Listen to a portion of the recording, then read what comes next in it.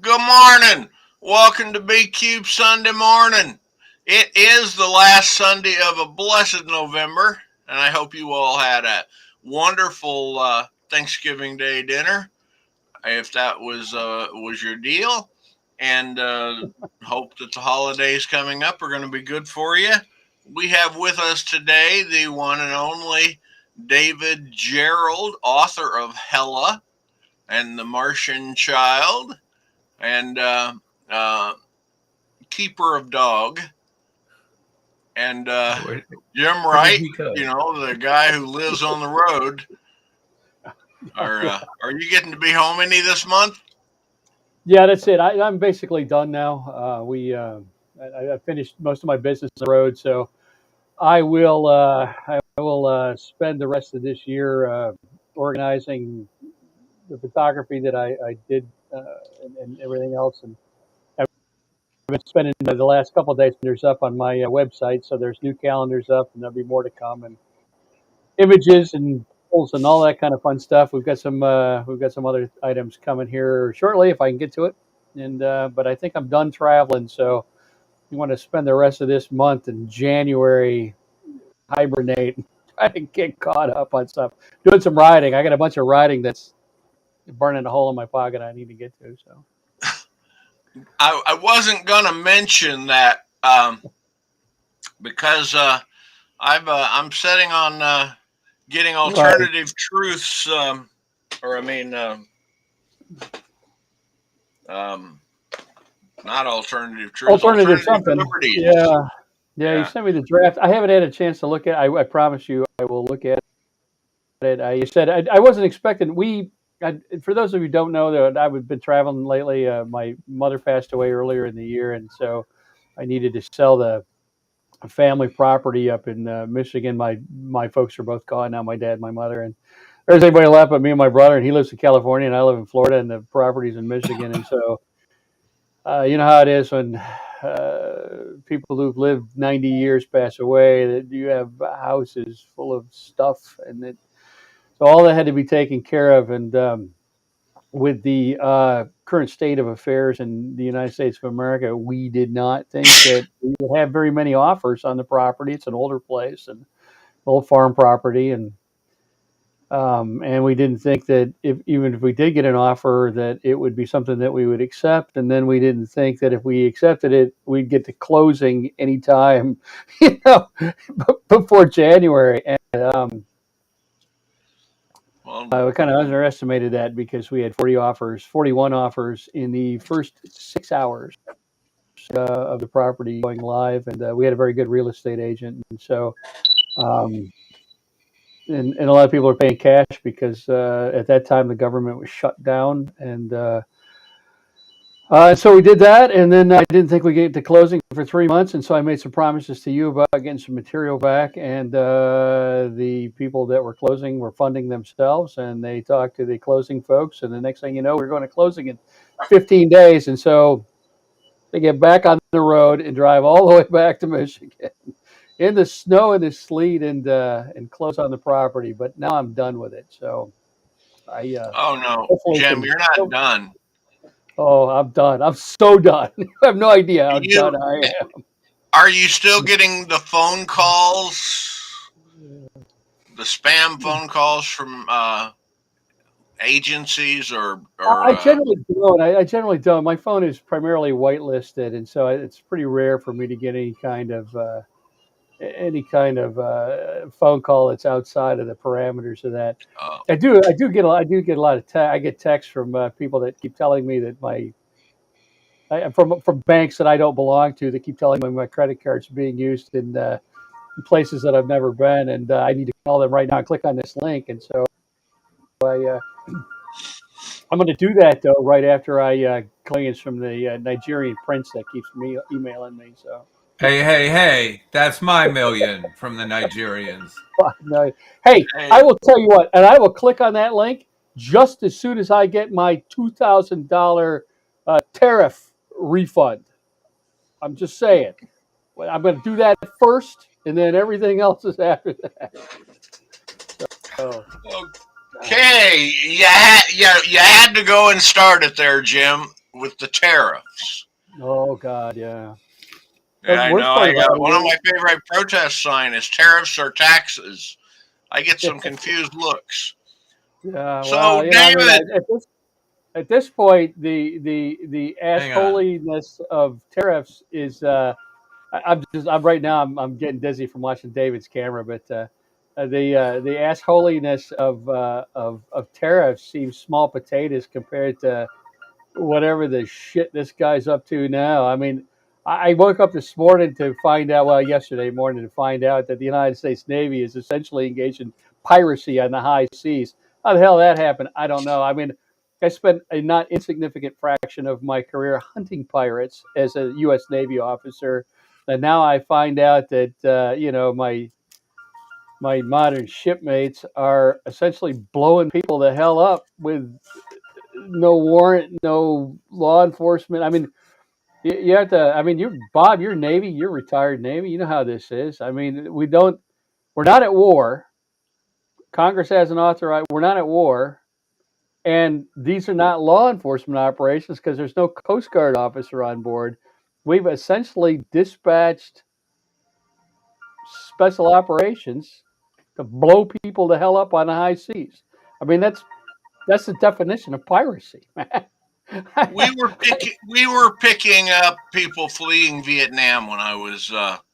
Yeah, I mean, I can still remember those operations, and to think that I'm working for a guy, or that my replacements out there are working for a guy who thinks, oh, look, we got video camera of two people clinging to the side of the boat. Take them out. I mean, this is it's I can see Hegseth giving that order because Hegseth is an ass clown. He's a neo-Nazi supremacist. I mean, he's got it printed on his goddamn body for that matter. And if you didn't know, if you didn't know it from the tattoos, the rhetoric would give it away. I can see him giving that order. What disturbs me more than anything else is the U.S. Navy accepting those orders. Officer, especially SOCOM, would accept those orders and execute them, and didn't. I mean, there's been several people that have resigned. The commander of Southcom resigned rather than accept the orders. But this is what happens. This is 20 years of war. When I was in Iraq, I worked pretty extensively with SEAL units, and those guys were consummate professionals. They were absolutely highly trained, consummate professionals. But then we spent 20 years of war, and we lowered our physical standards, but we lowered our moral and ethics standards. And the whole goddamn country did this. And the whole, I Well, mean, but the military did it. the reason he had to order those last two survivors killed, because they would have said we weren't, you know, terrorists or whatever. We're just fishing. He did Well, the not thing, want the evidence. well, sure. And again, you don't blow up evidence. You get evidence in the water. First of all, you don't send a missile strike in to blow up a drug boat because you blow the drugs all over the all over the goddamn ocean. That's the first thing.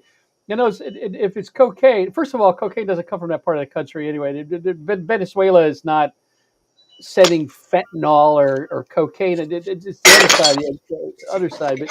But I don't know what the hell that was. That didn't sound good. Noise from the kitchen. But if you were It's the trafficking oil. cocaine, It's you're the trafficking oil. cocaine in Venezuela Gotex has codes, oil.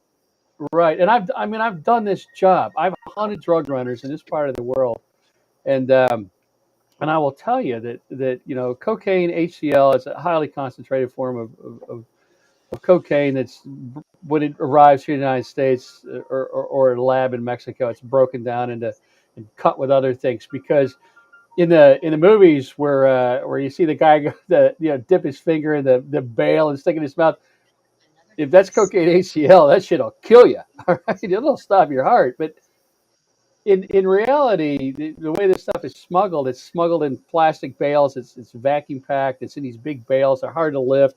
I got a picture somewhere of me and my team on the flight deck of USS Valley Forge, surrounded by about 8 tons of this stuff. And yeah, I mean that's a lot of money we were sitting on. But the thing is that these are in heavy plastic packages. They go over the side of the boat. Sometimes they throw them over. If we're trying to intercept them, they throw the stuff over. They throw the cargo over the side of the boat. Sometimes they the boat sinks, and these boats are not well built. The crews in them are usually not very well trained. A lot of times, these guys are they're talking about killing these people because they're drug traffickers. A lot of times, these guys are just the fishermen that were down on their luck. The cartels kidnapped their family or blackmailed them in some fashion and forced them to traffic these drugs. They're not good guys, but they're also not these horrible cartel people that the administration's trying to paint them out to be. A lot of these guys that are in those boats, they're victims too. They're people that a lot of times their families are being held hostage in their departure country by the cartels. Battery, 100%. And so this whole thing is bad news. And so anyway, you fire a missile into this thing, you're not going to destroy. You're not vaporizing the cocaine. You're blowing these bales all over the damn ocean, and now they're adrift, and they're going to drift up on somebody's beach. Some will sink, but a lot of will be adrift in the water. You don't destroy those things by sending in another missile. All you're going to do is disperse them more. And so this idea that this morning when I'm listening to this, and Admiral Bradley's talking about, well, he had to execute the second strike because if he didn't, then these two survivors could call for help. Well, first of all, they could call for help, and then they would be rescued by cartel members and their cargo collected, and then trafficked again. The level of absolute and utter bullshit in that statement is astounding. I cannot believe that a one-star admiral, a former SEAL, who are highly educated people, tell anybody would swallow that horse shit, because that is the biggest load of crap there ever was. First of all, you strike an enemy combatant, and again, we're not at war, so this is not enemy combatants. Technically, counter-narcotics operations in the Caribbean are law enforcement, LEO operations. But for that to be valid, you have to have a law enforcement officer on board, which the U.S. military is not.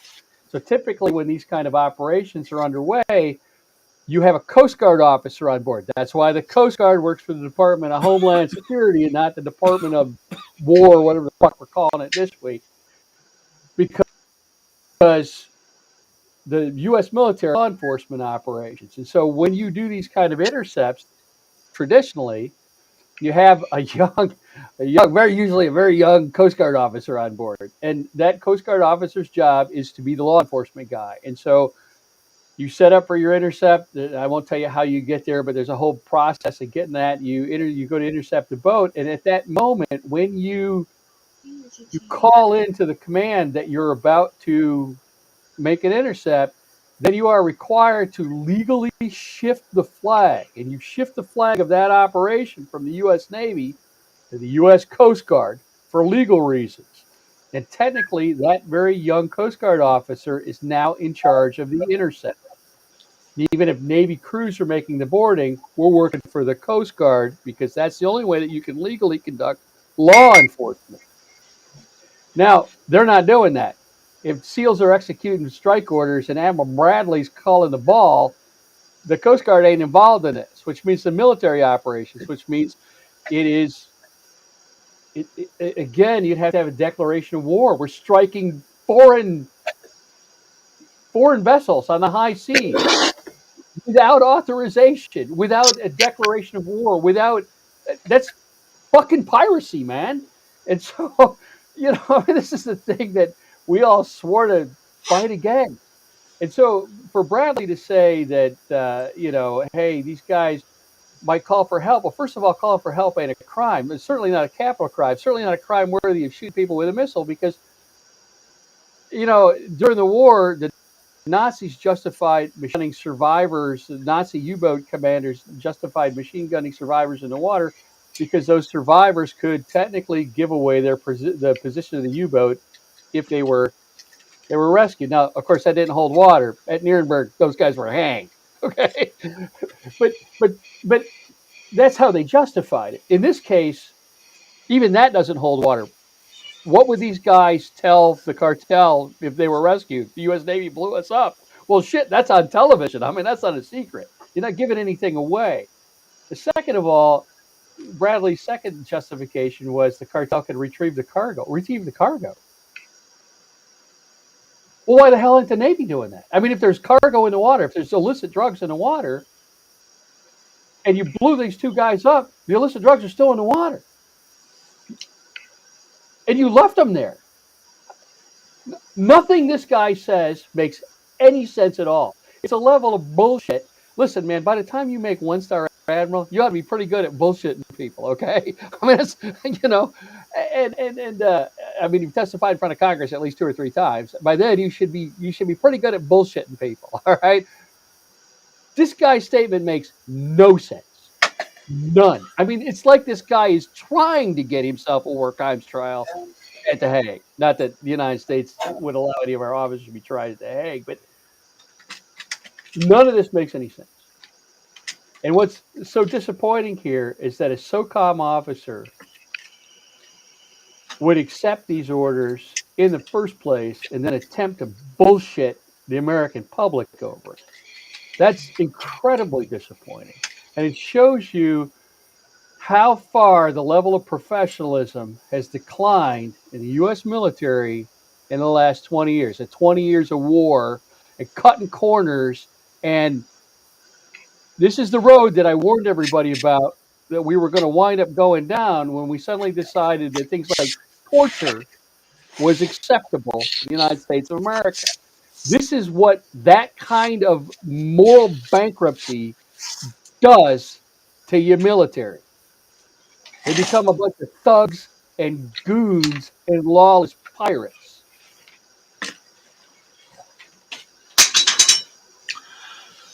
So, Jim, I'm going to have to say you can't keep hiding your feelings on this subject. Oh yeah, and this is the thing though, Bob. This is what's so goddamn disappointing. I mean, how many millions of words did I commit to paper on this subject? I wrote about this for years, and nobody fucking listened. And so now, now I get people writing me and say, "Man, you stopped writing long form. What do you want me to say?"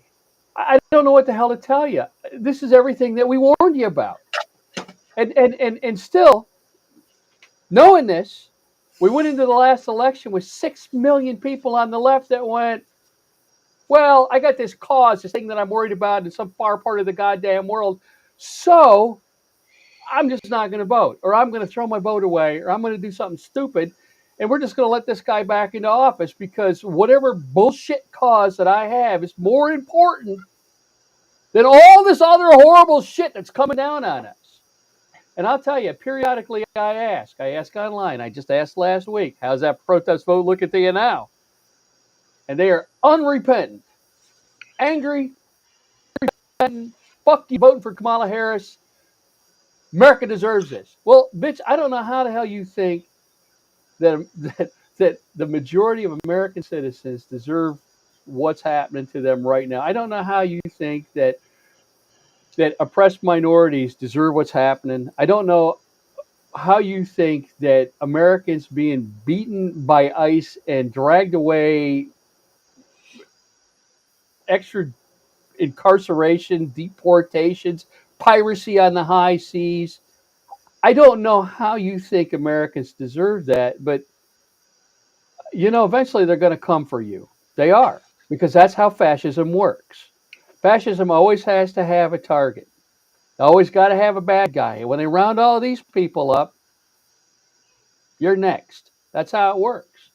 And by then, it's too goddamn late. We have dozens of examples. I don't know what else to say. And so I don't write that stuff anymore because I sit down and put my hands on the keyboard and all I want to do is scream and smash my head on the goddamn table. I don't know either, Jim. We're in a place. Can't say you didn't know. At the end of the Second World War, they interviewed these goddamn Germans. These are people that lived for 4 years with the snow, with the ashes from the crematoriums falling on the rooftops like snow, and they claimed they didn't know. And everybody looked at him and said, you're full of shit. Get your kids, get your wife. You guys are burying bodies, right?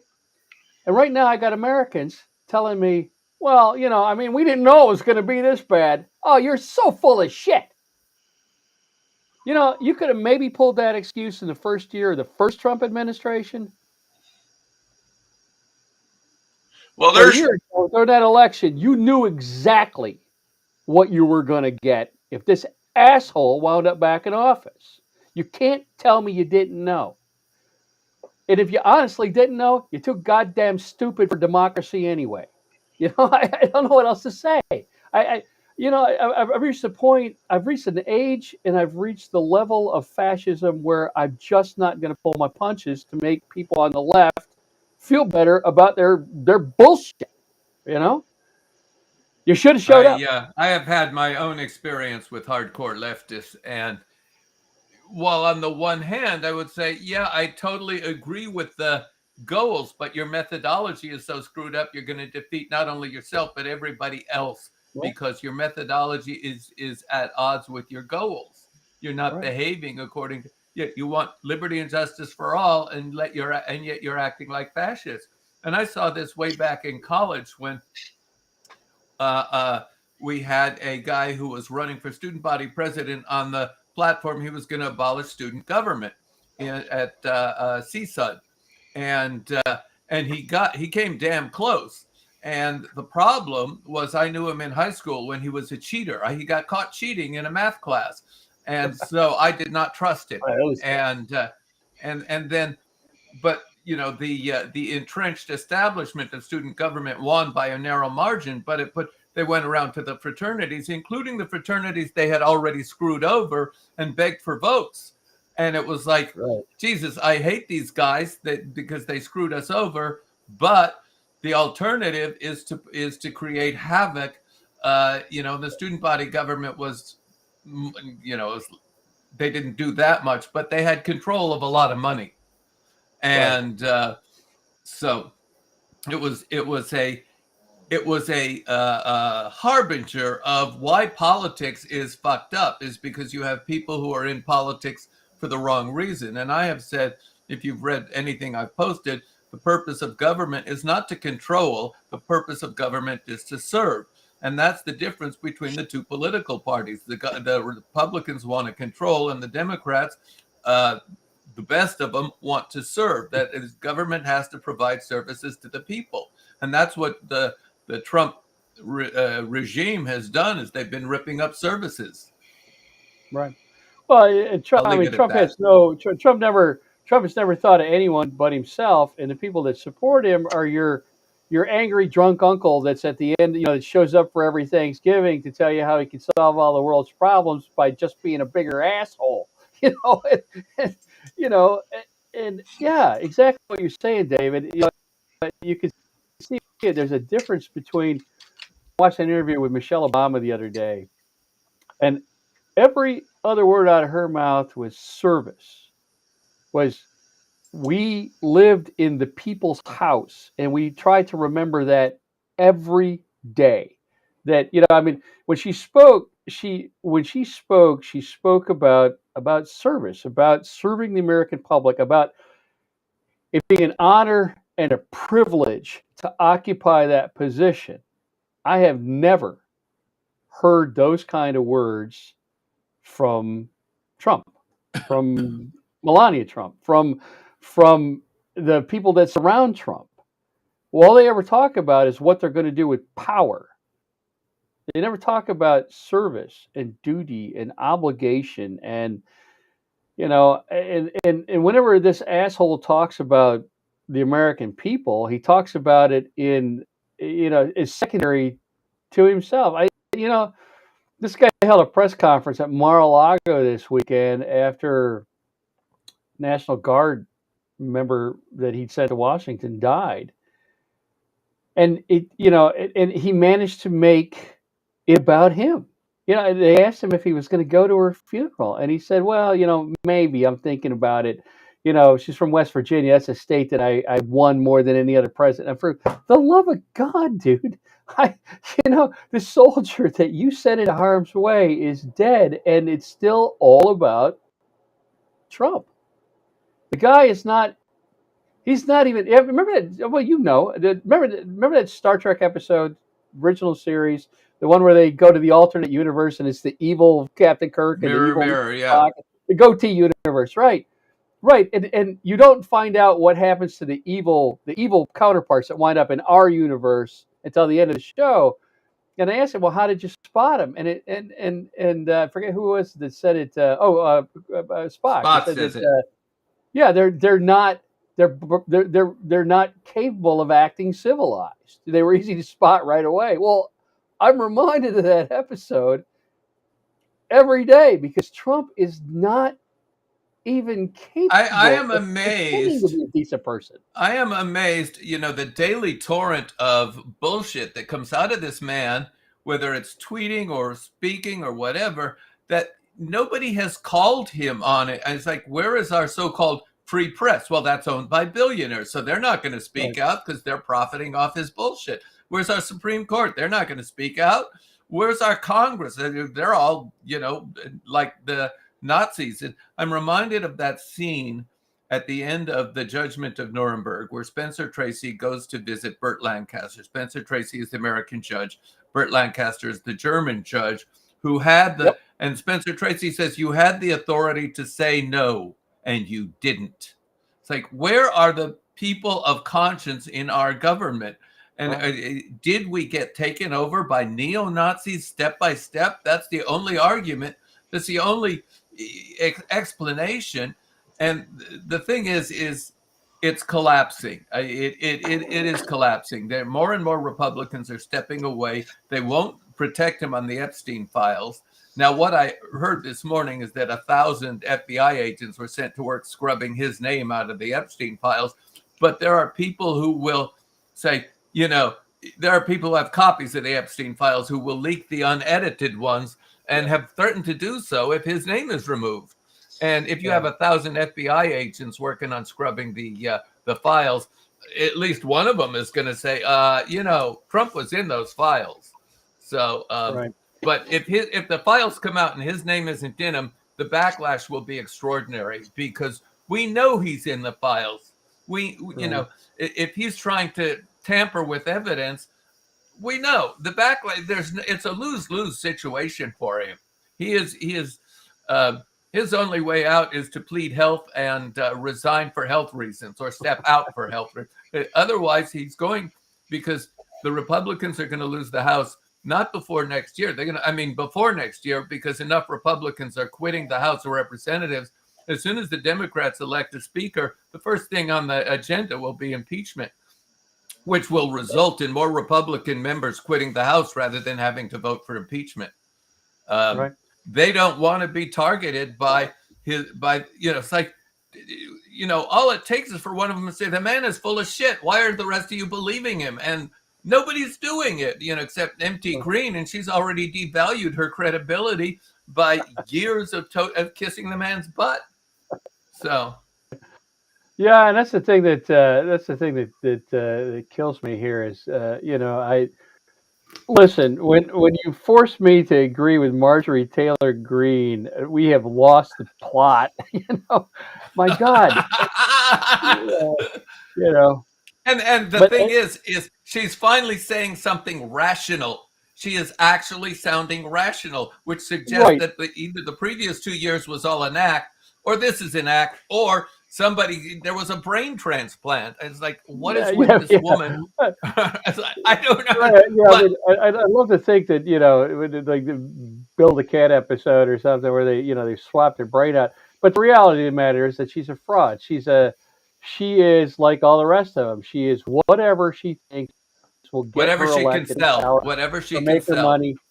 I mean, I when I saw her talk, and I'm reminded of, and everybody forgets this, but there was a moment during the first Trump administration where Glenn Beck suddenly decided he was a Democrat, that he hated Trump, and that he was a Democrat. He showed up on the Washington Mall with Sarah Palin, who didn't go that far, but she had some issue with Trump. And so when he announced that he was quitting Trump and that he was gonna, he was now, and everybody on the left embraced this. Oh my God, he's one of us now. The usual hippie bullshit, and I'm like, because, and I say this, but folks on the left generally are far more empathetic than the folks on the There right, is and no sometimes empathy on the right. They right, consider and empathy a sometimes weakness. sometimes there's too much empathy. Okay, and so when Glenn Beck said, hey, I'm one of you now, people were like, oh God, he's one of us now, and they're all hugs and kisses, and that lasted about, I think, a week before Beck suddenly decided that he wasn't. He wasn't a Democrat and he was going to be an independent. And then, of course, a month goes by and he's back to being a full on Trump voter. And because he had some new scam, I forget what the hell it was, some health drink or some crystals or some fucking nonsense that he thought he could shop to the left the way that he sells his garbage to the right. And, Well, and it I'll didn't tell you work this: out. that the right thinks the left is a mirror image of them, and they don't Yeah. understand that the left is definitely not a mirror image of the right.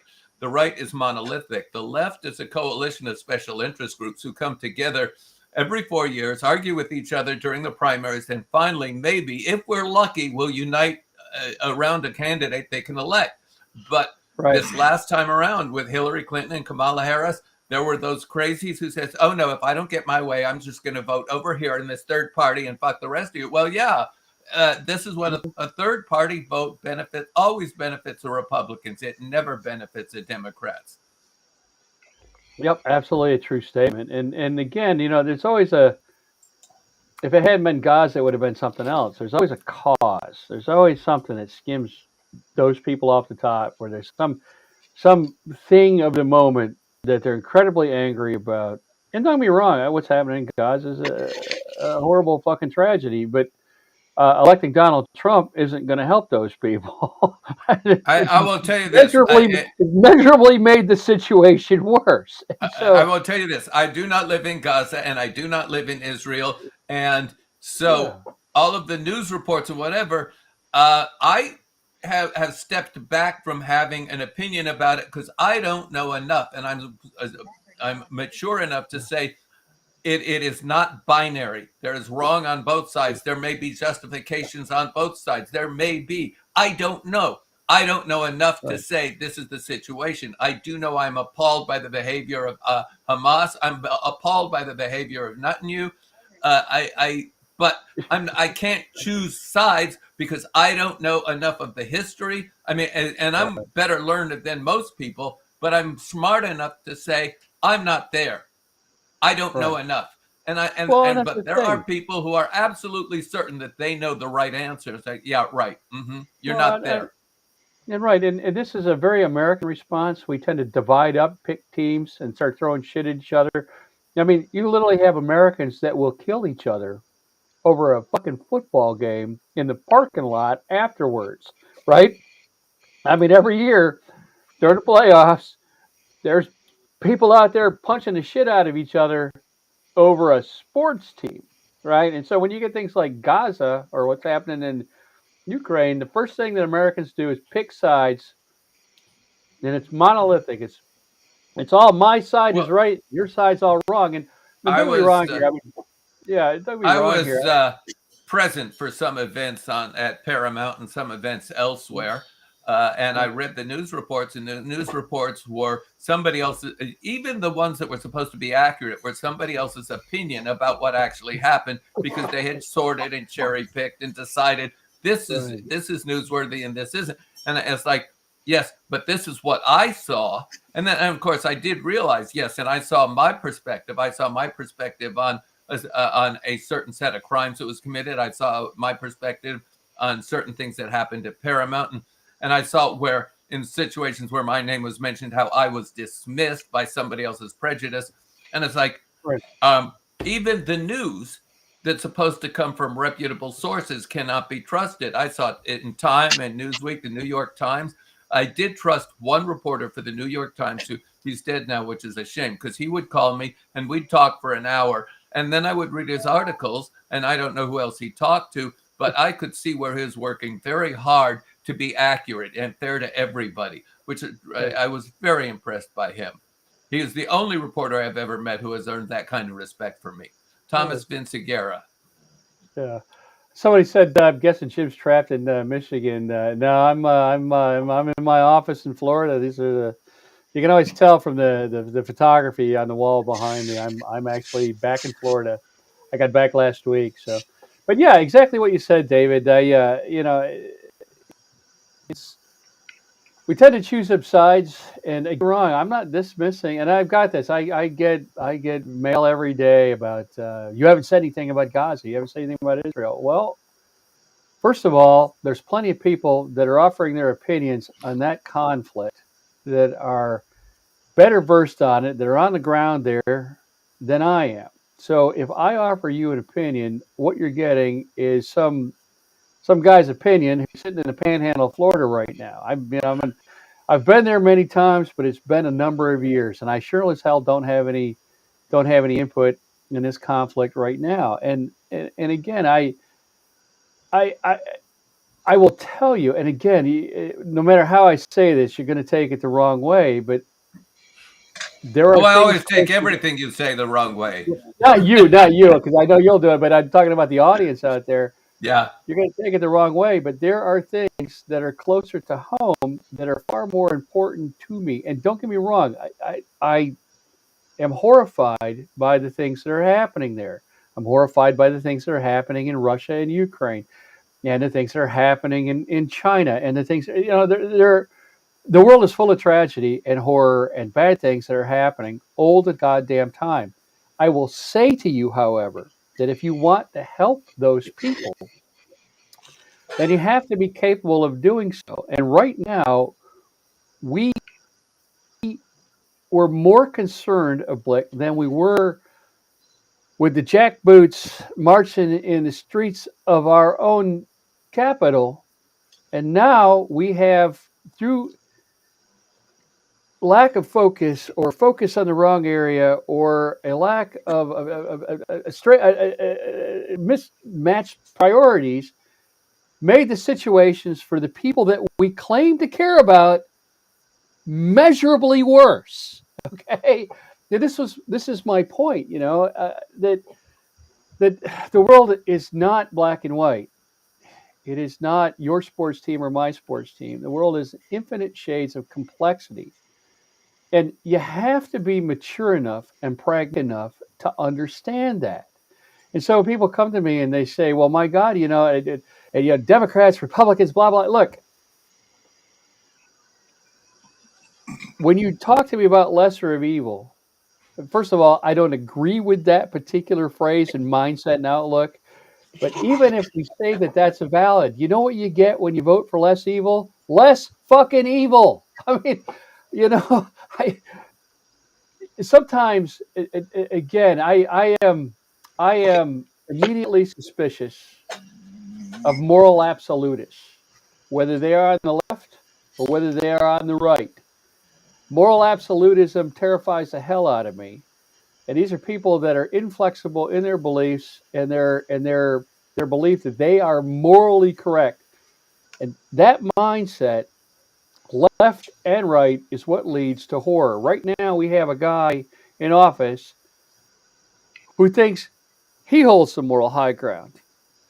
He doesn't consult with anyone else. He doesn't look at any other viewpoint, road or no road. Whatever, my way or the highway. That My kind way of or horse. the highway. Yeah. Right. He's a moral absolute. I mean, this guy's an immoral absolutist. But those that surround him, the anti-abortion people, the trickle down economics people, these are moral absolutists. No matter how many goddamn times we run this experiment, and no matter how many goddamn times we fail, they're absolutely convinced by their ideology that they are correct.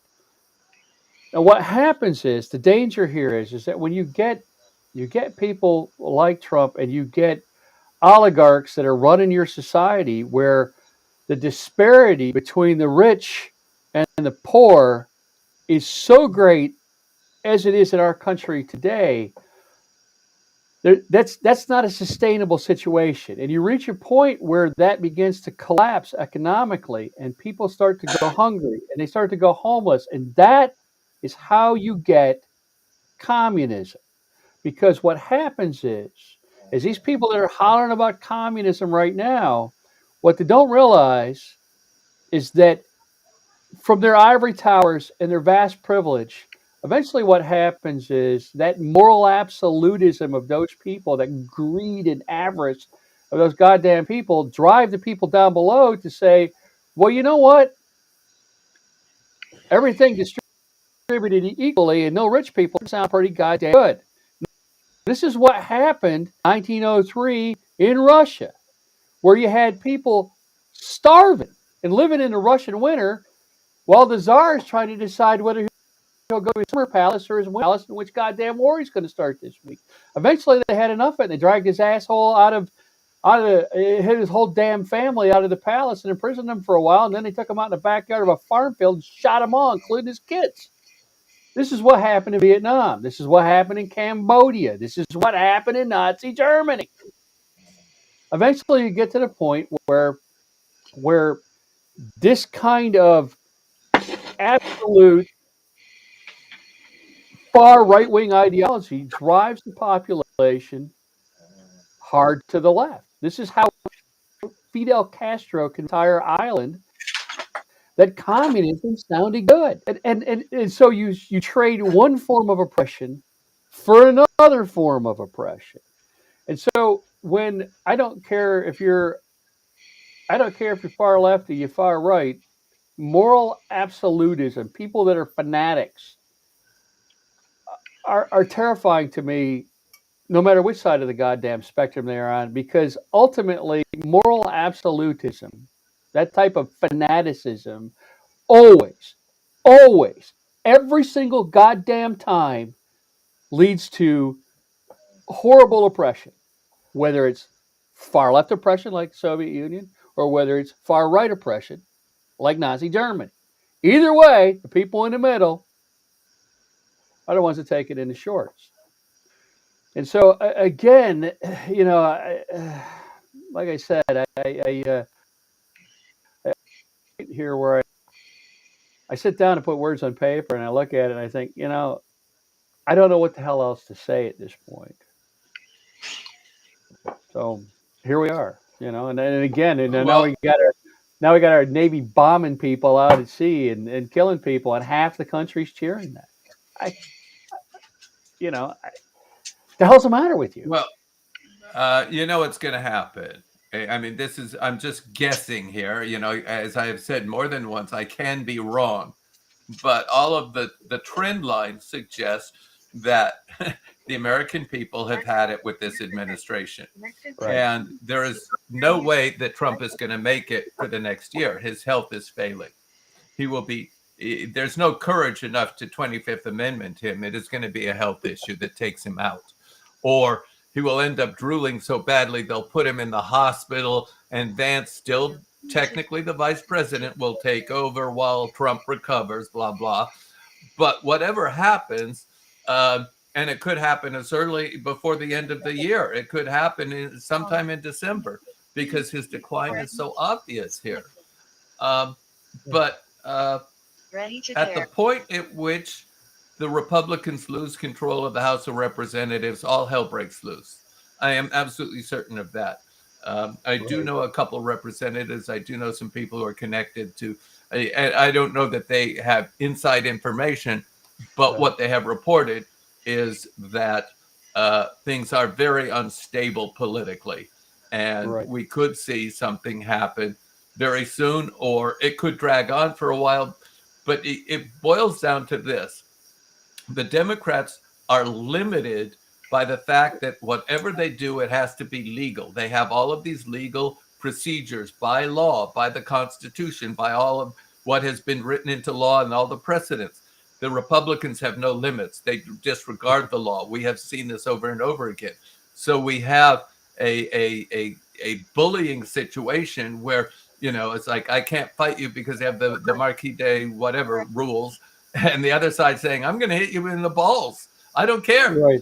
Because my job is to win, not to play by the rules. Right. But the thing is that the crowd that surrounds the bullies is now siding with the victims. And the bullies are losing their ability to terrify. Even even Fox News has been critical of the Trumpency. So, um, Yeah, I yeah, think we're approaching. I think we're in Act Three. right. Well, that's the thing, though. The one point of optimism that I see is that the United States is not Germany of the 1920s, and so the conditions are different. The United States is not 1903, and so the conditions are different. History doesn't repeat; it tends to rhyme, and so um, the conditions are different. And the United States has been here before, not in the exact situation, but the McCarthy era was pretty goddamn grim. The Civil War was obviously far worse than the situation we find ourselves in now, and so it's entirely possible that the United States could swing back to sanity without. I mean, there's going to be violence one way or the other, like you said. If they when they lose the House in a year, I would not be surprised to see violence any more than I was surprised to see violence on January 6th. But Well, they uh, will. They will unleash their mobs to try to terrify Congress into not functioning. But I think right, this time around, who Hakeem Jeffries is likely to be the new uh, uh, Speaker of the House. Um, I think this time around, they're going to be more prepared with having the National Guard there yeah, in case there's an attempt to, uh, you know, turn loose a mob. right. And Trump But might try it. even if there's violence in the Capitol and limited violence around the country, it is possible. I don't know how likely. I can't put odds on it, but it's possible that the United States will swing back to sanity and rationality without, de facto civil war. And it's also possible that it won't. I don't know which at the moment. It's going to depend on a hell of a lot of big people to stand there, to hold the moral high ground, to understand and to pragmatically know when to compromise and when not to. And we're back to moral absolutism here. There's a point where you have to compromise for the greater good, and um, sometimes that requires you to compromise your principles for other people. That's how it works. And Well, I'll I give don't you an know. It's example. entirely possible that people. I know people get their back up when I say things like that. But if you spent time in war, you spent time in the military, you spent time in conflict in far parts of the world, you begin to see very quickly that those kind of compromises, that you have to compromise with yourself sometimes for the Let me greater give you an good. example.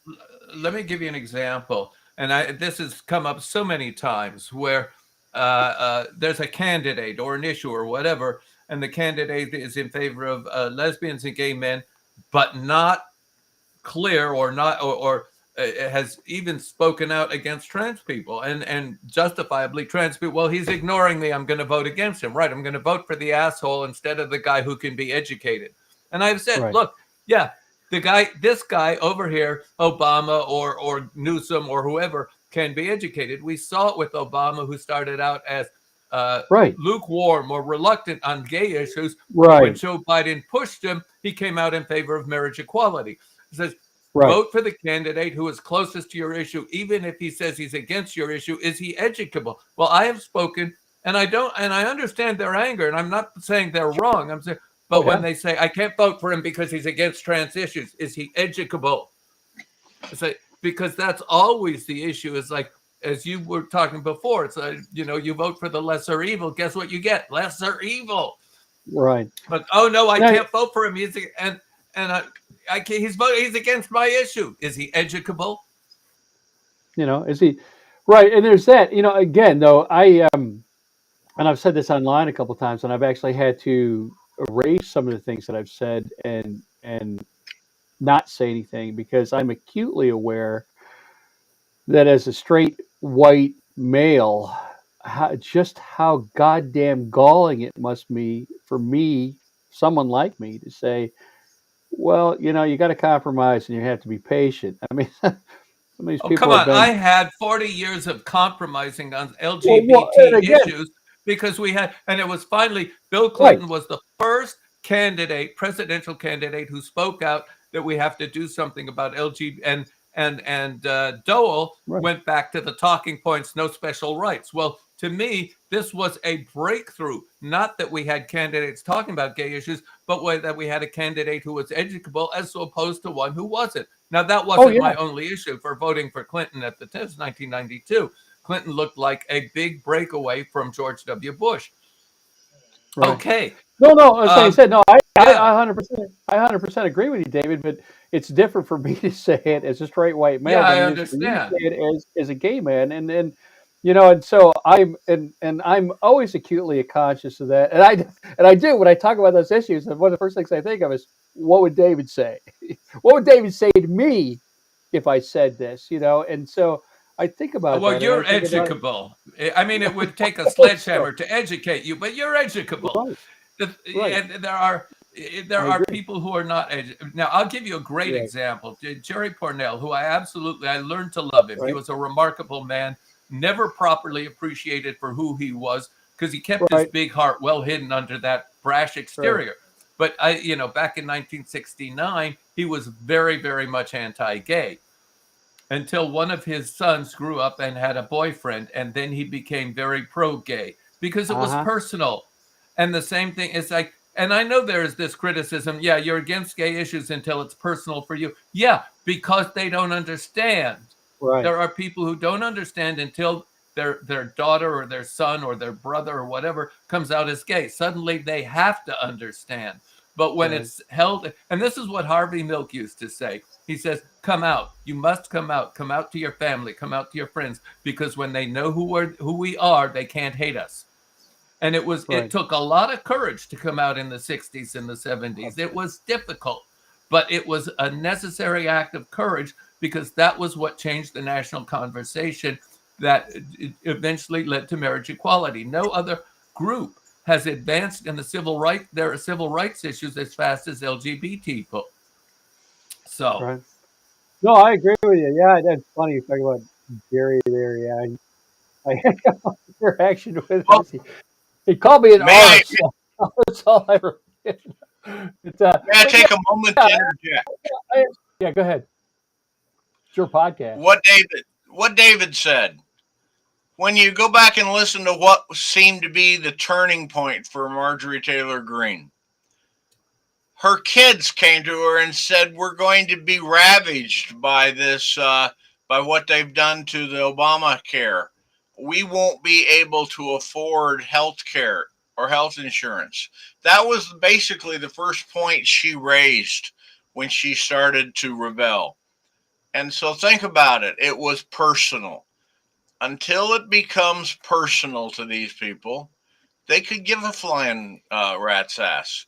The Right. so I just think that the reinforcement of Dave's point, it's got to be personal for these people, or they will sit there and take the money and say screw you. well, they don't And we understand. They have the binary thinking. What breaks the binary thinking is somebody making it personal. It is very easy to slip into that binary right and wrong, and because what we have evolved from is creatures who are wired for fight or flight. Is this a goodie or is this a yipe? And because we survive better when we get a yipe, we're very quick to judge something as negative. It takes a lot of intelligence, a lot of sentience and awareness up here to think in terms of what is this and does it affect my life? And when you realize, oh, this doesn't affect my life, I don't need to have an opinion on it. That's a very grown up, mature way of thinking. So it's like, and there are things people say, well, you've got to have an opinion. It's important. No, it doesn't. No, it's not. Will my opinion make a difference one way or the other? No.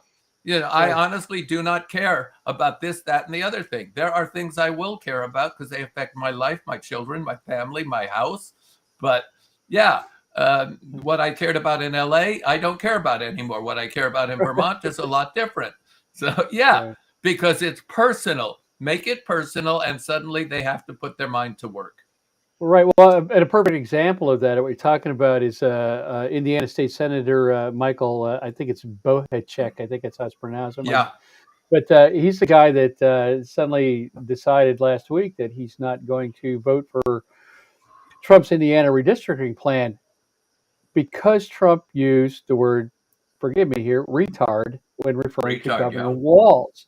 And he was upset about that because he has a child who is developmentally disabled, and so it became personal to him. And while I very much appreciate his position, I am aggravated by the fact that he didn't have enough empathy with the rest of the world to push back against Trump before it was a personal insult to his own children. You see what I'm saying? And so yeah, okay, he's mad because Trump used that word, and so he's not going to support Trump now. But he was okay with it as long as Trump was attacking LGBTQ people, or Trump was attacking Muslim people, or Trump.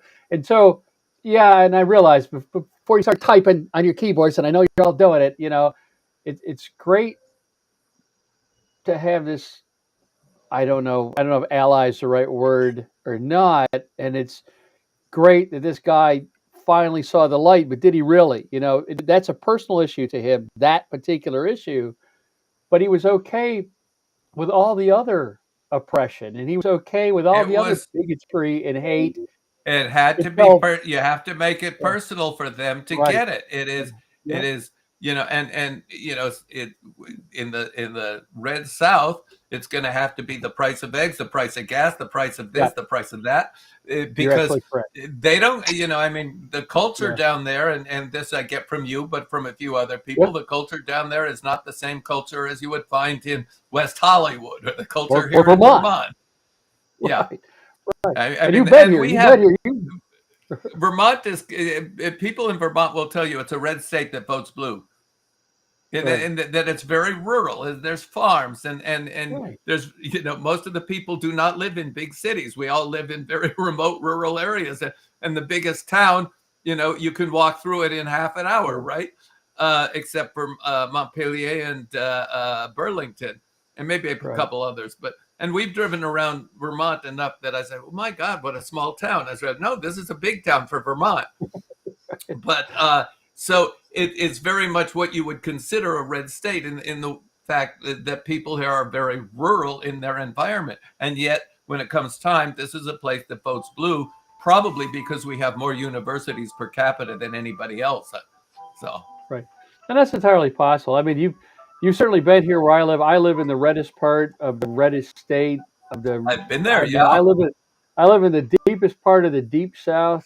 As a transplant, I'm not from here, and we just lost David. Where'd he go?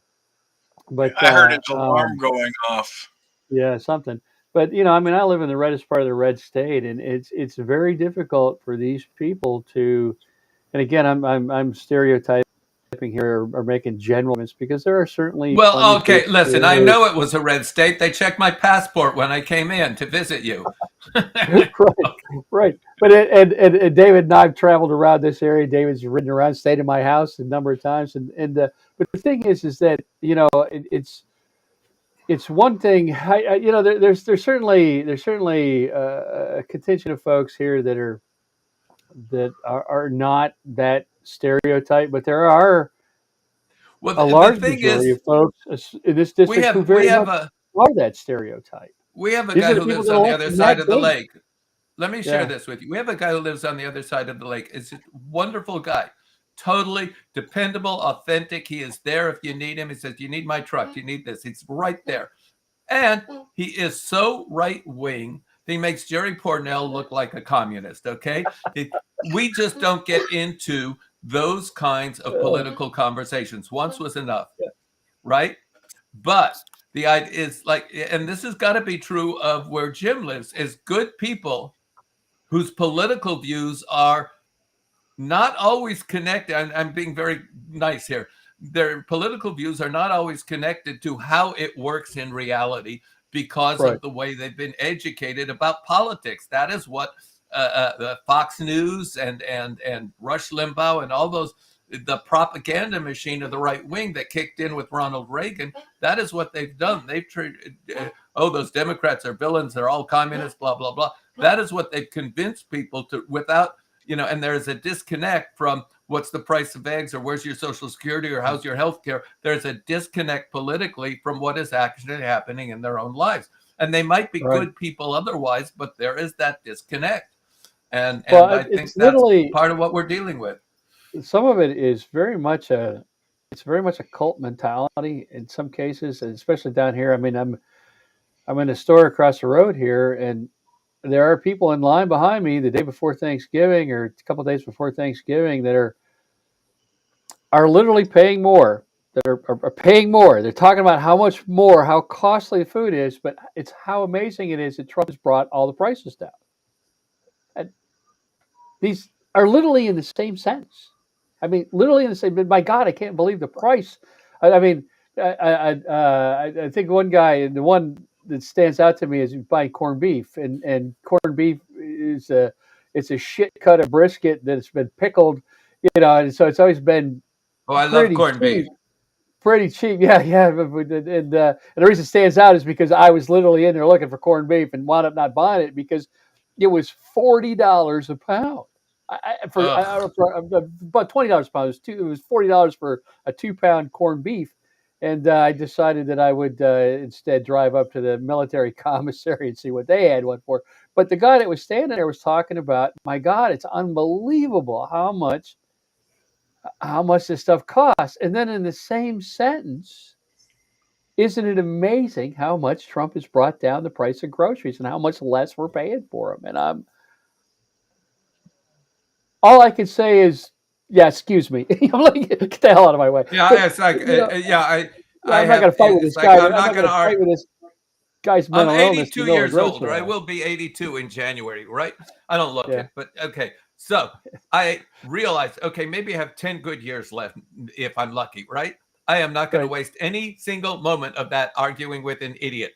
It's like, I made this point. It's like, you come onto my page on Facebook and I don't have time for you anymore, right? It's like, I feel guilty if I'm not writing, Well, like, oh my God, I've wasted some of my life. You put your finger right on it. I mean, that happened to me this morning. I'm trying to get calendars and work done, and so then I have moments where all this data is uploading to the store, and so I'm looking through threads and morning after reading through the stuff on the narcotic strikes that the United States Navy is essentially engaged in piracy. And I have this, I mean, those of you who know me know I'm a retired Navy officer. I hunted pirates in the Indian Ocean. I hunted pirates in the Caribbean. I did counter narcotics operations. My team and I captured 54 prisoners in counter narcotics operations in the South Pacific over a 3-month period. So I do know a little bit about this. I've had extensive training in maritime law. It was my job. And so I said online, kind of flippant offhand comment. Obviously, there's some hyperbole in that statement, but the United States Navy is, for all intents and purposes, or de facto, I said, engaged in piracy on the high seas. And immediately I have this jackass, this little nerd, this gamer nerd. And don't get me wrong, I mean, half my audience is gamer nerds. I play games all day. But this guy rolls in to say, well, actually, let me explain what piracy really is. And technically what you're talking about here is, and I'm like, seriously, dude, fuck off. All right, man, for the love of God, could you just, and then as I'm typing this, I'm thinking to myself, why are we arguing with this guy? Just hit the block button. We're just, for the love of God, let's move on. And it's exactly what you just said. I don't know how much you're in way better shape than I am. You're 15 years older than I am, and you're in way better shape than I am. And as all those years of military service are catching up to me.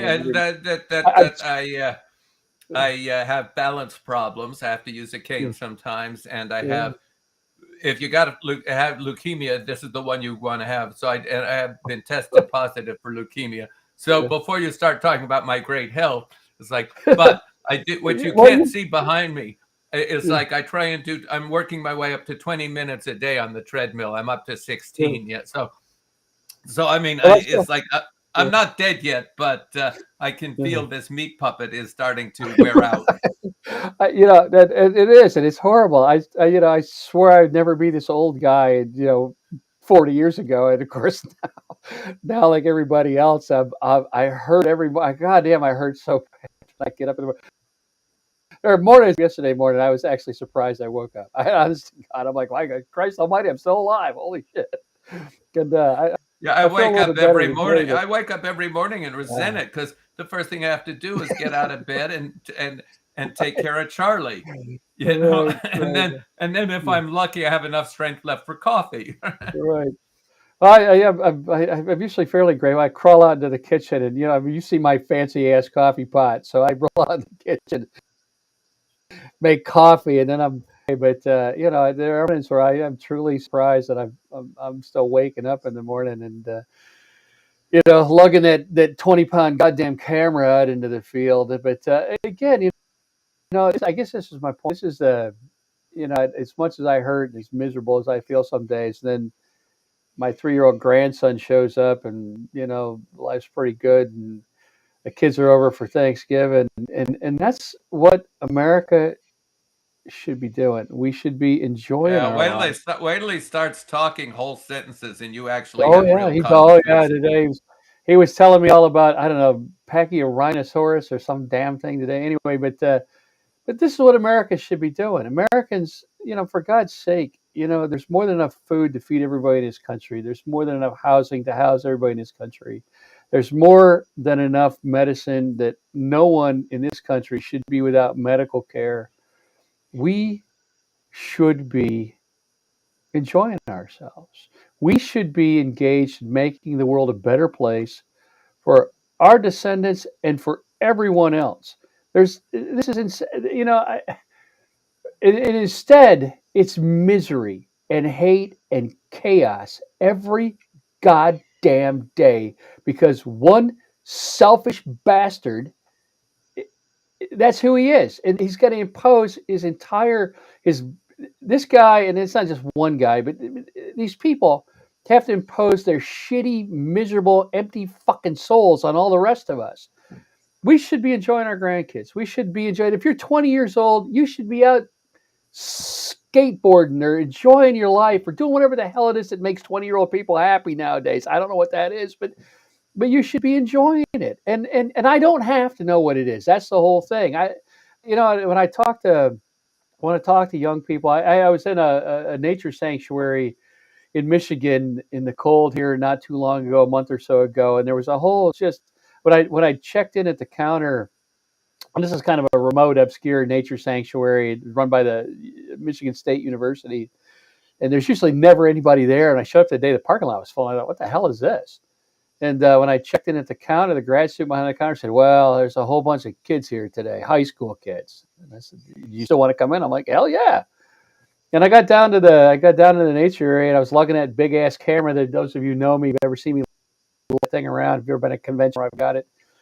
And I was shooting pictures of they have disabled hawks that are flown into trees or something, and they were feeding them frozen mice, and there was a whole shitload of these high school kids out there. When I walked up with the camera, they all had questions, and they're typical rambunctious kids. They're high school kids. They're 17, 18 years old. They got a lot of energy, and their hormones are out of control. These are kids that are outside. They're curious. They got questions about the camera. They got questions, and they're not with their phones. And they're not on their tablets. Exactly. And they're out. I'm like, my God, why would you resent that? This is we're leaving this world to those people. And to see them out there enjoying that place and having a great time, and they're loud and they're rambunctious and they're unruly and they're everything that I was when I was that age. And it's so good. And I literally felt good the rest of the day, just because to be surrounded by that kind of energy. And that's what America should be. It should be that. It should be it should be rambunctious teenagers that are enjoying the goddamn day. It should be people, I don't know, whatever the hell it is that makes you happy, providing you're not hurting other people. And because every time I say what makes you happy, some asshole shows up on Threads and say, "Well, what are you, enabling pedophile? Go fuck yourself." But again, it's that kind of literalism where you can't even let somebody say something without gin with some negative, horrible thing. And that's the tone of this country this last, I don't know, 30 years, my whole damn life, where our leaders, instead of talking, I think about those speeches that Obama gave where they were inspiring and they looked to the future, and the guy looked at the sky and he looked forward, and if he was wrong, he said he was wrong, and if he needed to have his attitude changed, people like you changed his attitude, and he became a better person, right? And I think about those speeches that even horribly flawed people like Kennedy gave, where he talked about going to the moon, and that may have been, it's incredibly inspiring speech. Let me interrupt It you was, for a minute. I remember. yeah, go ahead. I remember. I was 16 years old, and I was working as a busboy at the local restaurant. And the day after, some of the cooks and the waitress, that crazy Democrat, now he wants to go to the moon, is a blah blah blah, right? Right. And this was 1961, 1962, whatever. And then, like 7 years later, and I stopped in at the restaurant. Some of them still worked there, and they were bragging, "Whoa, we went to the moon! Did you see the man on the moon?" Right. Yeah, it's like, now they're all heroes. because, Right. yeah. Right. But again, and I mentioned that the other day. I said, it's inspiring. And someone had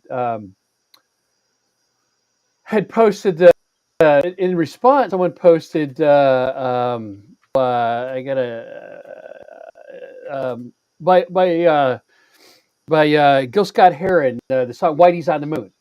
And when you listen to that song, and it's been a long time since I listened to that song, but when you listen to that song and you realize that when you listen to that speech and you look at that accomplishment of landing on the moon, and it was a hell of an accomplishment, it's amazing, but it also there were a hell of a lot of people who were left behind. And that song and you listen to that song, and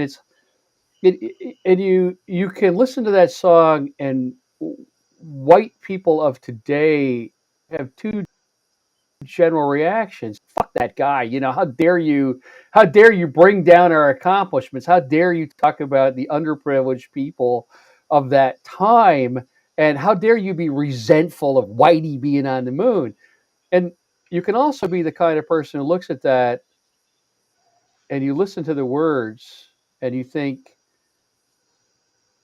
he's right. We were spending, if we could spend the money to put white men on the moon, why couldn't we spend the money to make lives better for the people that were left behind by those technological advances? And of course, the 1960s are not the 2025s, but a lot of that inequity still exists, and it still was never addressed. And so nowadays, when I look at that situation and I listen to that song and the music of that time, I have to look at the things that are happening nowadays with the context of that history to say, yeah, some of these things are amazing advancements. An example would be someone close to me died of a very aggressive ovarian cancer, and she almost made it. She almost made it. She was in a test group for an mRNA vaccine, which shows promise of completely eradicating that kind of cancer. Right now, there's an enormous success rate, but it's an experimental drug. It's $20,000 a month. And so when I look at that technological advance, and it's astounding, you also have to wonder who won't get it, right? Well, let me share something with you. When I was like 6 or 7, we had an absolutely beloved principal of the grammar school I was attending. This was even before we moved to San Fernando Valley. And she died of breast cancer at age 44. And we were heartbroken. Yeah. And it was like my first experience of losing somebody that way.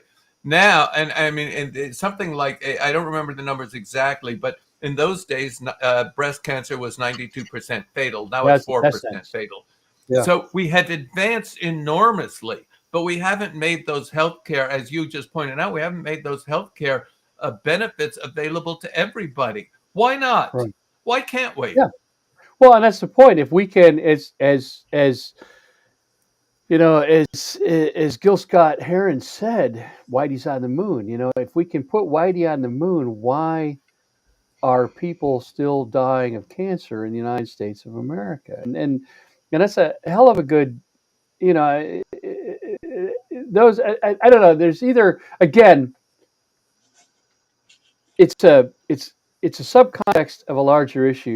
This same lack of empathy when you listen to that song and you get angry about it because you feel like it's you that they're talking about, especially as a straight white male.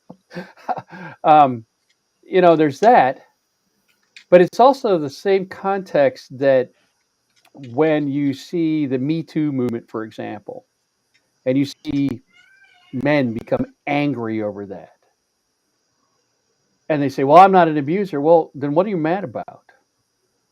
You know, when I see online these social media trends of where women choose the bear and men become angry about that. You know, you can choose to be angry about it, or you can choose to Well, of course, you listen. realize bear has a whole other meaning to a gay man, but Well, I do, but that's not the context that they were, or maybe it was. I yeah, don't know. But the thing is that that you that's a choice. That's a choice where you choose to get angry about it and you choose not to listen, which essentially proves the goddamn point. Instead, when you look at that and you say, "Well, am I that person? Am I that person? Am I that?" You know, and I am often in that bear context. So women choose the bear in the woods. I am often that guy. I'm usually the lone male on the trail with that large camera, taking pictures, and I run into women on the trail, and I can see it in their eyes. I see it now. You know, don't know. Is well, this guy oh, well, safe? I Is this got guy one not for safe? you. And so I try to This myself. Hang on, let me just finish that myself. When I look at that and I looked at that trend, I ask myself, you know, how can I be a better guy on the trail? How can I be the guy on the trail that's not threatening? The guy that doesn't know that I'm going yeah, to something to think about. You know, you try to be a better. I will tell you, this was my high school graduating class, and it was like after prom, or there was some, and we're all sitting around today, and I was sitting with three of the most beautiful women possible, and they started talking about their periods, and somebody said, "Should we be talking about this in front of David?" And was, "Oh, he's like a brother." Oh God, it's like, believe me, there was one I would have, you know, laid down my life for. She was so beautiful and so intelligent, and she says, "Oh, he's like a brother." It's like, okay, great. But it was both an acknowledgement that I was not dangerous, and at the Yeah, same time, it was an acknowledgement that I was safe. So, but yeah, I mean, you remember but these, that's a but at compliment. least, but it Yeah, was a compliment that I was the kind of man that women felt comfortable around, that I yeah. wasn't a threat. You know, so So, which is and one that's of a the reasons why women like gay men. you know, again, it's you know, as someone like me, that's a conscious choice. You can work to you can choose to have the kind of empathy that reads the words. And I don't know that I'm any good at it. I don't know that I'm not the person that people are afraid of in the woods. But I'm conscious of it, and I try very much not to be that guy. And I know damn well that I have when I read the things online that women talk about and the kind of creepy weirdos that approach them in the bar and stuff. I can see 20-year-old me in some of those comments, and I'm glad that I've maybe outgrown that, and I'm at least conscious of it nowadays. Of course, I've been married for 35 years, and I hope it's another 35 years to the same amazing human being who is a very forceful. You know her, you know my wife, and she's a very forceful She's person. So wonderful. You if are I so act like if lucky. I acted that manner, she's liable to leave me in the woods for the bears. And so, you know, but those are things that again, these are subcontexts of larger things. This is our president, where a guy This is our Secretary of Defense. This is a guy that can look at two human beings, whether or not they're criminals, whether or not they're not. We don't even know. Clinging to the wreckage of a boat in the middle of an ocean and say, kill them all. That lack of empathy. That is war our whole lives. That is what that kind of conflict does to people. And that's not just that conflict, but that's a huge part of it, because I look at people. Hegseth was a guy that his own squad mates turned him in because they thought that he might be a white supremacist and a danger to the incoming president during Biden's inauguration.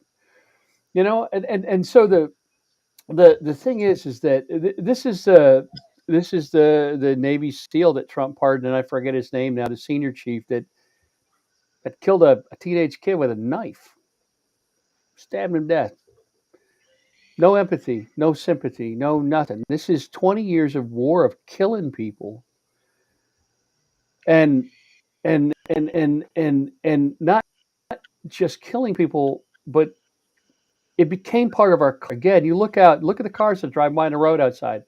Half of them are militarized. They're olive drab, big tires, cages, roll bars, ram. They look like technicals in And with a foreign gun countries. hanging across the back window. Don't Right, forget or that. stickers on the back, Punisher skulls. This is, I mean, you look at the people walking around the store and they're got camouflage on or pseudo military clothing. They all wear those goddamn beards. That's what SEALs wear.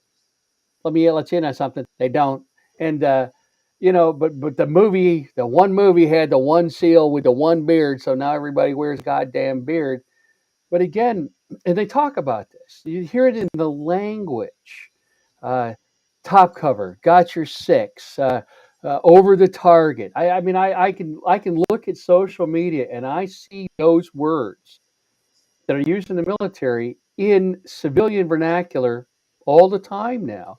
We talk about this. We talk about the war on drugs and the war on this and the war on, and this is 50 years of goddamn war, and it's become part of our culture.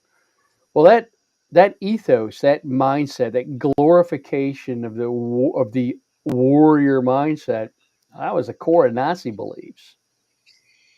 That's a core tenet of fascism.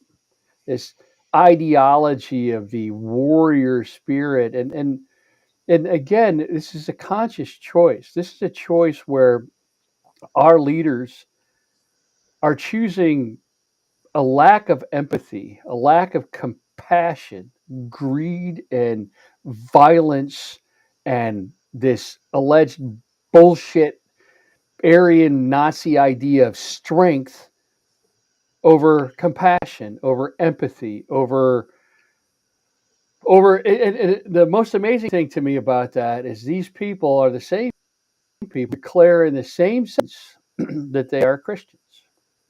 And the core tenet of that belief system is love your brother as yourself, feed the hungry, clothe the poor, heal the sick, do unto others as you would have them do unto you. Give up your worldly goods and follow me. It's easier for a camel to go through the eye of a needle than a rat into heaven. I mean, I go on all day. I went to Bible school. And yet, as I said to you, when I drive around this southern town, every church has got a sign out in front, and not one of those churches, not one ever, because I keep track, has ever said, feed the hungry, clothe the poor, heal the sick. Not one has ever said, do unto others as you would have them do unto yourself. Every one of them is hate, fire, and brimstone, and who their God's damning to hell. And this is again, these are conscious choices by a country.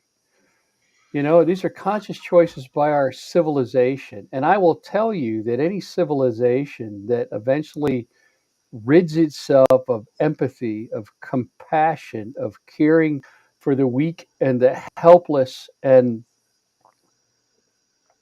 the environment and the future is not going to last very goddamn long. It's I mean, there are numerous examples throughout history, And but again, here we are, and again, there's no. I will tell you that that nowadays I very much feel like I'm pissing into the wind here.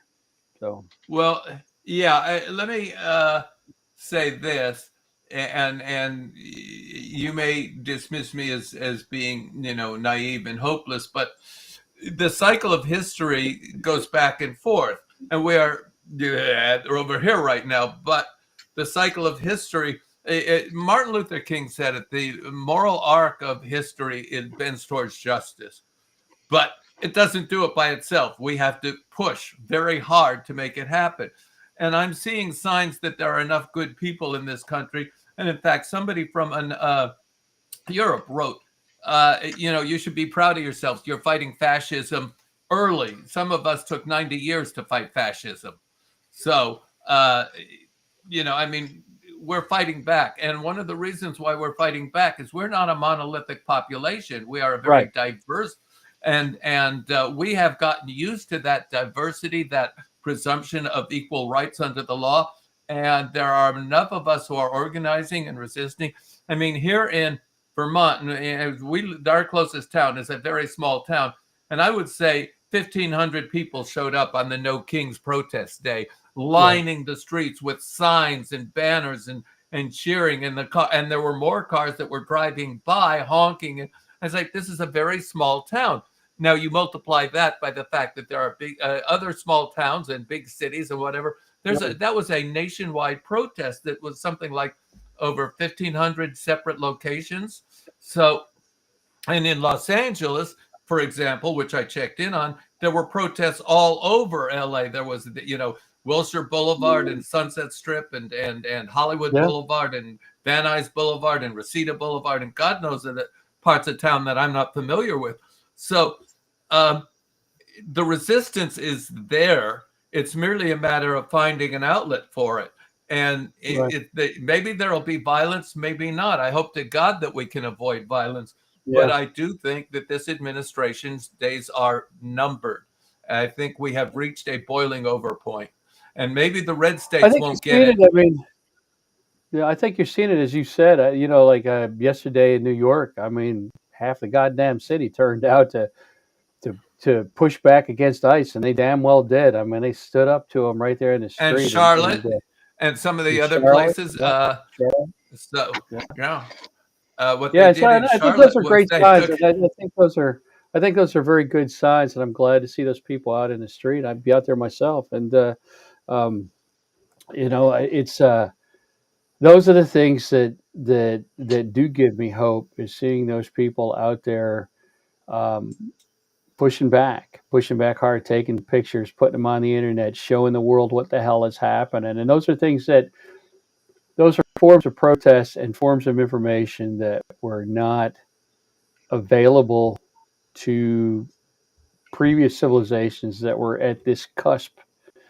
And so for us, that may, but Americans are not Germans of 19 Germans of 1920. Americans are not Soviet Poles or the Russian population of 1903. We're certainly not the population of Cambodia when Pol Pot rose to power.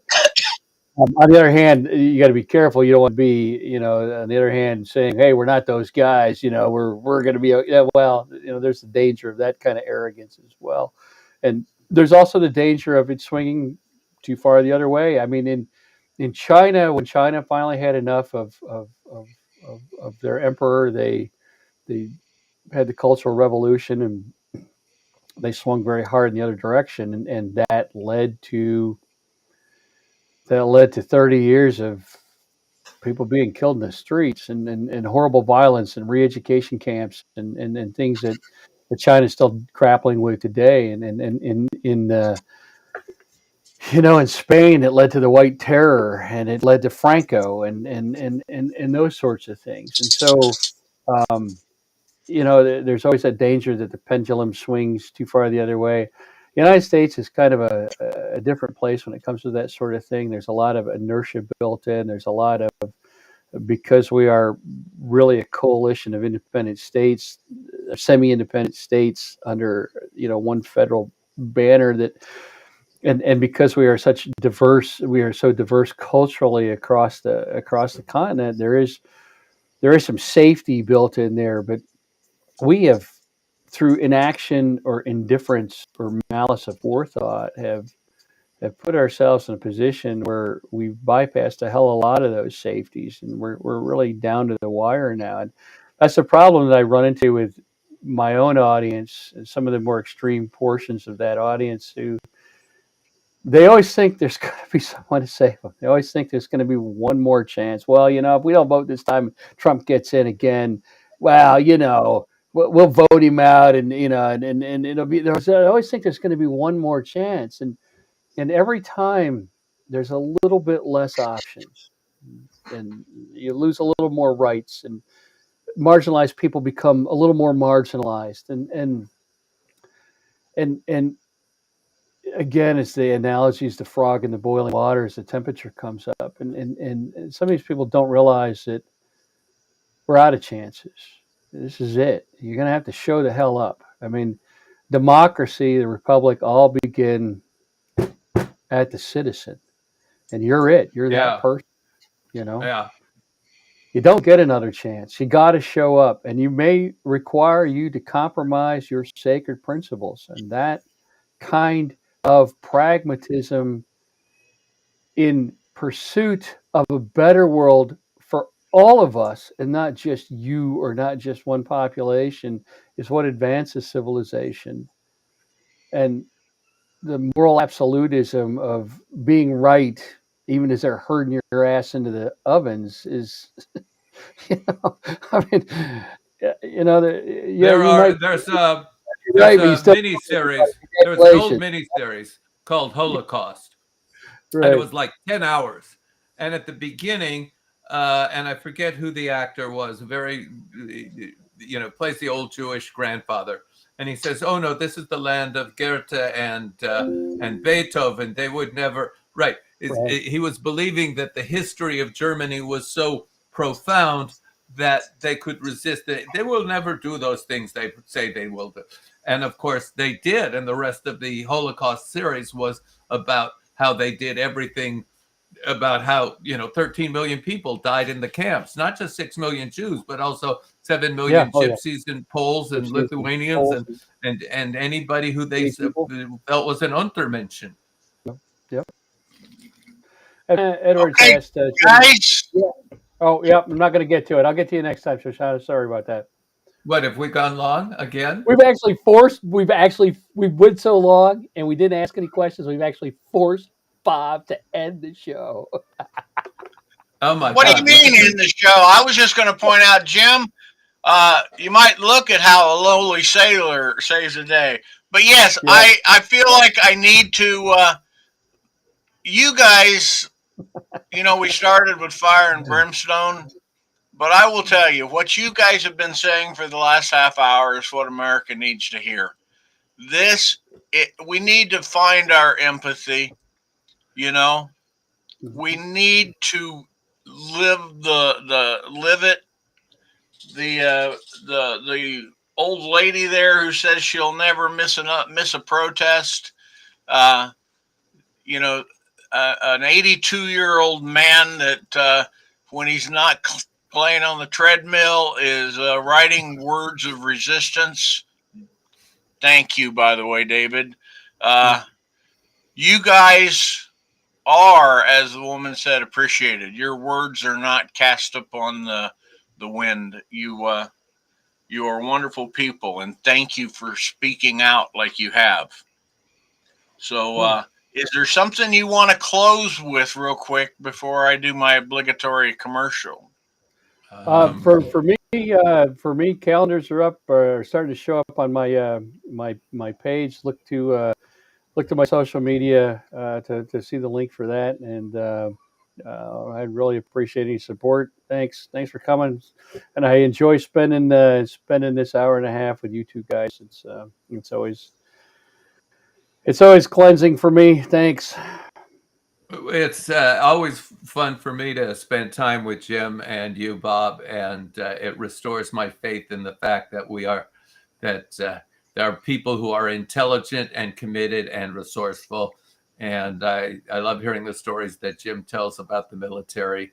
And I love hearing his opinion. Of course, he's wrong a lot, but but no, really. I've been talking to my wife again, have you? God damn it. Yeah. No, Well, I love hearing you. I love hearing your very firm, very grounded in reality discussions, Jim. It makes a big difference for me because it lets me know how much I've missed and how much I still need to learn, and that's important to me. well, if speaking of important, David Gerrold is going to be in Washington State, in my little town up here on Valentine's Day. Bring Of next chocolate. year. Bring chocolate. Dark chocolate. Okay, now do you prefer nuts or no nuts? No. Oh, is that a loaded question? In my chocolate, I don't want anybody's nuts in my chocolate. Okay, now, oh God, I guess it'd be a bad time to ask about caramel cream. Yeah, very. Don't. God. So and also Jim Right. is going to be joining us. Yay. Maybe. Yeah, Valentine's Day and next year. I just had a talk last night that said, you need to get that all wrapped up because I've already got a guy set aside to take Jim on a short bicycle tour of the Columbia River, where some of the great photography opportunities exist. Are we Oh, talking did I about forget? Washington? We're talking about Washington State in the winter, right? In It's February. t-shirt weather. Oh my God. You already listened to people tell you how you're overdressed for Florida and Jim or David is underdressed.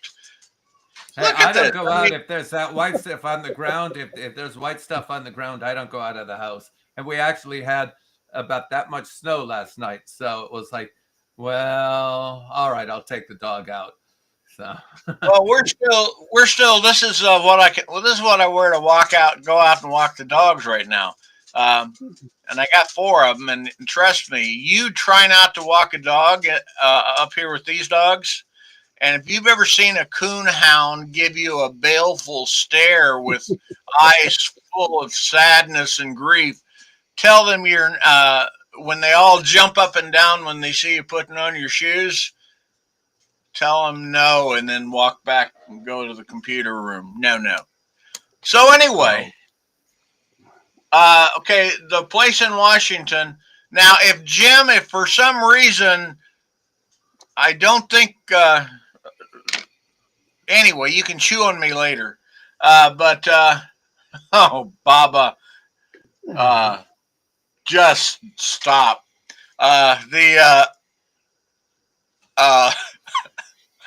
As where in Washington, we are down in the Columbia, at the Tri Cities.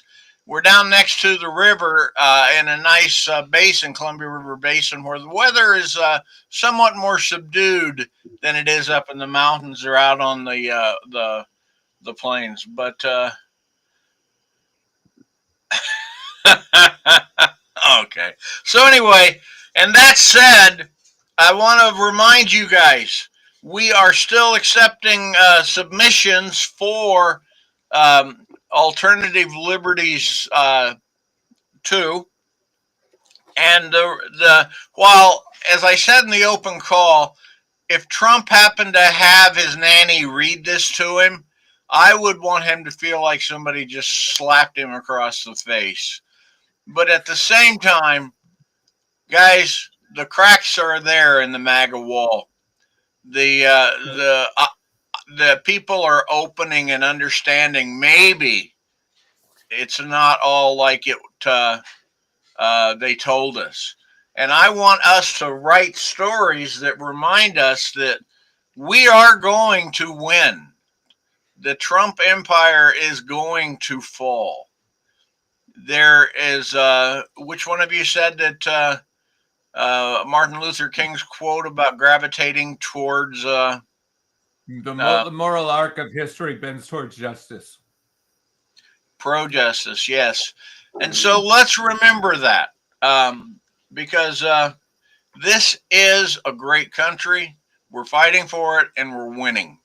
Even though it's not a win every day. Anybody who studies war will find out that a lot of battles that never get talked to, the other side wins little conflicts here, little conflicts there. But when the end comes, we gravitate towards justice. And so be part of that. I think that when you're right, when the end comes, we will go back to the rule of law because that's safe. And what we want most, all of us, we want safety, we want security. And the rule of law gives us a sense of that. So I think a lot of Republicans will scurry back for the woodwork, but I think that there are a lot of people who will say, let me see what the law says. And I'm going to, because they don't want to go to jail. And those who can hide out behind the law, they will do that rather than go to jail. I believe that. I could be wrong. Hopefully. That's why Trump's president. Go ahead, Jim. Bob, let's wrap it up. We've been on this. We've been online here for 2 hours. I'm old. This is as far as my bladder goes. So let's get it. Oh, you need a I'm bigger almost out of coffee. I'm almost out of coffee. So we got to end. Okay, guys. Thank you very much.